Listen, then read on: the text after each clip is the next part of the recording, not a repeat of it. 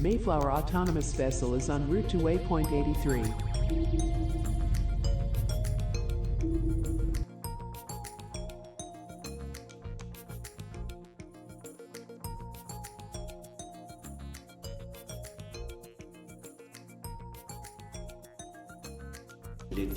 The progress of mankind and engineering in that.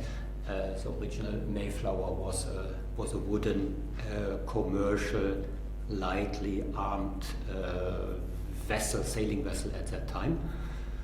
And this Mayflower is a highly sophisticated trimaran, and with an even more sophisticated interior life, which is unmanned, which is has artificial intelligence included, and via satellite it is being driven from UK.